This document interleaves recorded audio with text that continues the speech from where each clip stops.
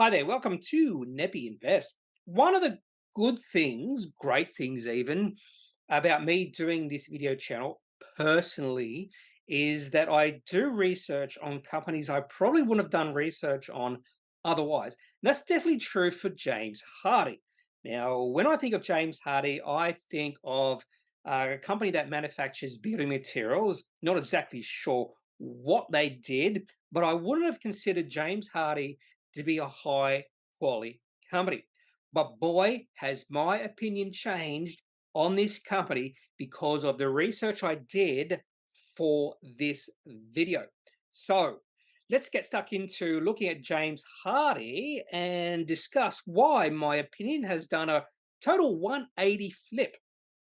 For full disclosure purposes, I am not a shareholder of James Hardie at this point in time, but I am now willing to become a shareholder of James Hardie if I see some good value there.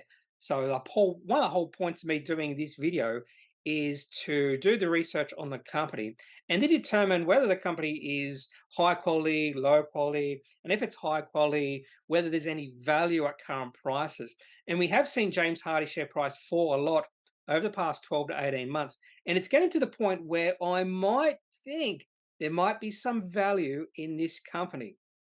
My preconceived notions of what James Hardie did, they were a manufacturer of building material, was sort of on the right mark, was sort of down the right road. They do build or manufacture building materials, but what exactly they build, I was totally unsure. But James Hardie is a world leader when it comes to fiber cement. And this is a photo from the United States of a house that was built with all the exterior of the house by James Hardie, talking about Hardie shingle, Hardie soffit, Hardie plank, Hardie panel and trim batten, and Hardie trim. So James Hardie is a world leader when it comes to fiber cement building solutions. There's been a change in CEO of James Hardie recently because the new CEO is a guy called Aaron Erta. He was appointed as the CEO in September 2022. He has a fair bit of experience because he was CEO of a private company called BLZ Corporation for about 2 years. And then previous to that, he was in senior leadership roles with Sherwin-Williams, which is a paint sort of manufacturer in the United States. He was in those senior leadership roles for about 3 years. Before that, he was in quite a few other companies, including leadership roles at Stanley, Black, and Decker. So a lot of experience when it comes to Aaron Herter. One thing you probably will notice that he doesn't seem to stay with the one company for too long. So PLZ Corporation for 2 years, Sherwin-Williams for 3 years. So there is potential that this could be his end game. This is maybe the role he wants for the long term until maybe he retires, or maybe within 2 or 3 years, he might decide to move on to another bigger company. Now, onto my thoughts about the quality of James Hardie. And before I did the research on for this video, I probably would have had trouble classifying James Hardie as a high quality company. Now, I'm definitely going down that road. I definitely think James Hardie has that right, has that potential to be a fairly high quality company on the ASX. And this will become clear why I'm thinking that when we look at the revenue growth for this company over the past 10 years. But before we get to the revenue growth, let's have a look at the trailing 12 months results for James Hardie. Now, at the end of trading on February the 10th, the share price was $32.07, which means the markup cap of this company was $14.7 billion. Now, on to the trailing 12 months results. So, revenue $5.5 billion, profit 743 million, operating cash flow 935 million, and you'll notice that the free cash flow is 273 million. And that difference between the operating cash flow and the free cash flow is because of capital expenditure. Now to the chart that really opened my eyes, changed my views on James Hardie, and this is the revenue growth for the company over the past 10 years. Now, because the majority of their revenue is derived in the United States, they do report in US dollars. So that's why some of these numbers, particularly the revenue for financial year 22, is a little bit lower than the revenue I reported in the previous slide, because in the previous slide, that was Australian dollars. Now, in this slide, we're looking at American dollars. So this company has increased their revenue from $1.2 billion in 2012 all the way up to $3.6 billion in 2022. So revenue has almost tripled in the past 11 years. Not only that, gross margins have steadily increased through the last 11 years as well. Although you could argue over the last 6 or 7 years, gross margins have gone sideways. But one of the things I do like to look at and really focus on is the compound growth in revenue per share. And I want to see at least above 10% for the 3 different periods I do look at, which is a 10-year period, 5-year period, and 3-year period. And for James Hardie, they have increased their revenue per share by at least 10% per year over the last 3 to 5 to 10 years. In fact, over the last 10 years, James Hardie have increased their revenue per share by 14.9% per year. And if the company can increase their margins, even just slightly, that means that profit will increase at a greater rate than that. Now, this is looking at the past 10 years, or actually 11 years. So that does not necessarily mean that the next 10 years will be fruitful for James Hardie. But when I see this sort of revenue growth on a consistent basis year after year, that is telling me that there is a good chance that this company will continue to grow their revenue over the next 10 years. So it's not risk-free, but it is low risk when it comes to this company. I am fairly confident that James Hardie will grow or continue to grow from here, maybe not at 14.9% per year, but definitely above 10% per year is a real possibility. Another thing I like to look at is just where the revenue of a company comes from. I already know that this was a predominantly United States business. And in fact, $2.5 billion of their $3.6 billion of revenue comes from the North America fiber cement. $575 million comes from Asia Pacific fiber cement, and $489 million comes from Europe building products, which includes fiber gypsum revenue. So we should mention that fiber cement is in North America, Asia Pacific, while fiber gypsum is in Europe and well, only Europe at this point in time. And we can see pretty good growth in all 3 geographic areas from 2021 to 2022. So North America went from 2 or just over 2 billion to 2.6 billion. Asia Pacific went from 458 million to 575, and Europe went from 410 million to 488 million. That means this company is growing in all 3 different geographic areas. Now, there is one slight red flag when it comes to James Hardie, and that is the dividend.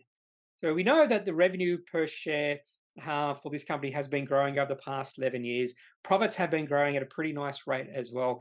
And you would expect dividends to be growing as well. But when you look at the last 10 years of dividends, it really hasn't been growing. There was some nice growth between 2013 and 2015, but then we saw dividends go sort of flat from then on in, apart from 2021, when this company did, give their shareholders a pretty big dividend. But there was no dividends in 2020, according to this little chart from ComSec. So this is the only slight red flag I really have found when it comes to James Hardie in relation to whether I consider this company to be high quality or low quality.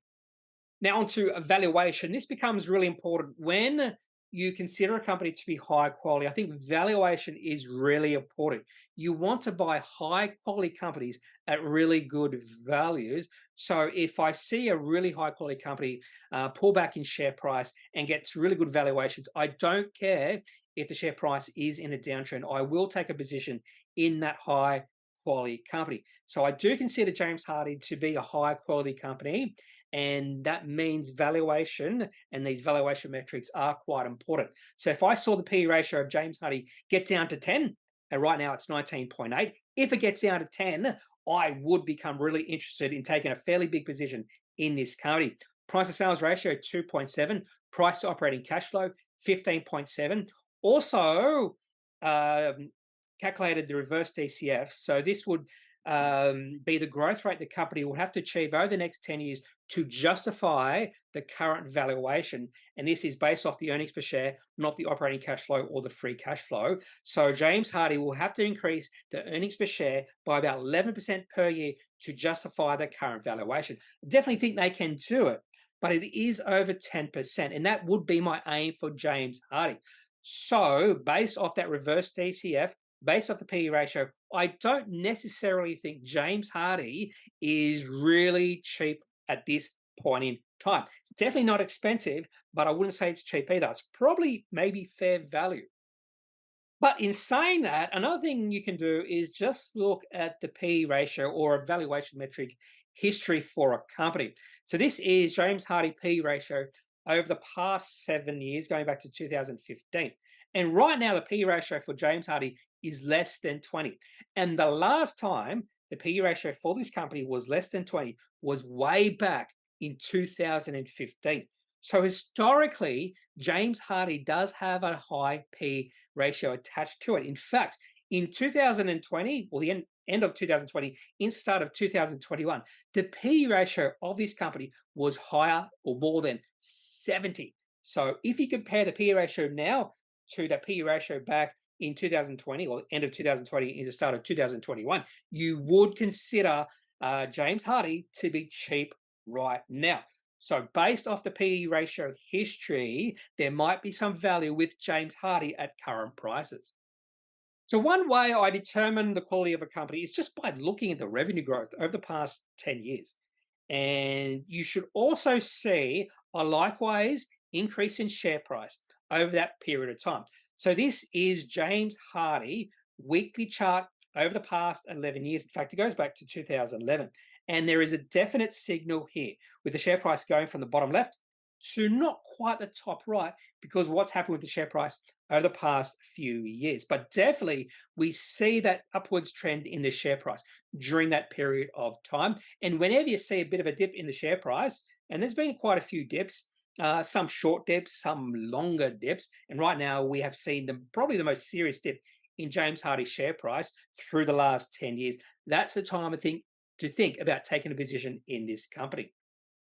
Now onto the daily chart for the company, and this goes back to August 2021. In December 2021, the share price of James Hardie went to about $58. And then during 2022, the share price moved into a pretty well-defined downtrend and stayed in downtrend all through 2022, because the high in the share price for James Hardie was like the first trading day of the year.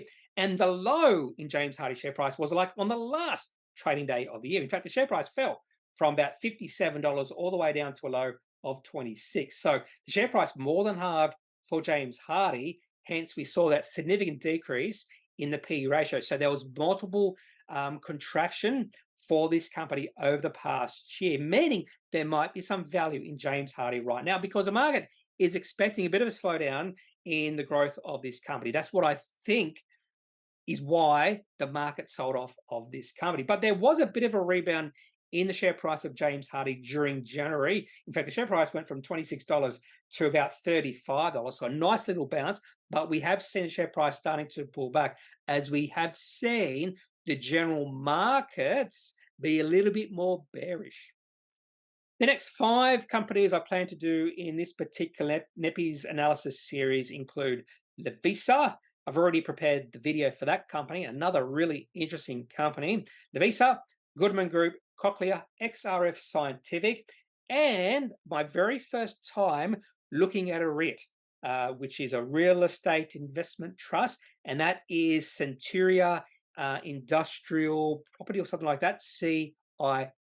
The only type of REITs I would be interested in right now are industrial REITs. I don't care about office REITs, don't really care about retail REITs. It's really only industrial REITs, and Centuria Industrial Property, CIP, will be the first REIT I have ever looked at.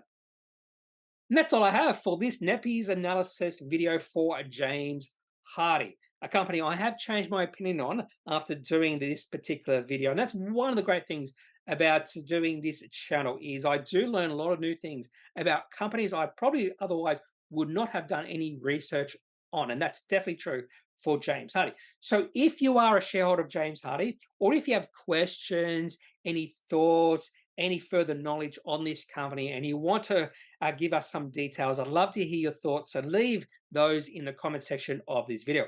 Otherwise, I am not a professional advisor. If you do need professional advice, make sure you seek out someone who is qualified and can speak to your own financial needs. That's it for this video. Have a good day. Bye.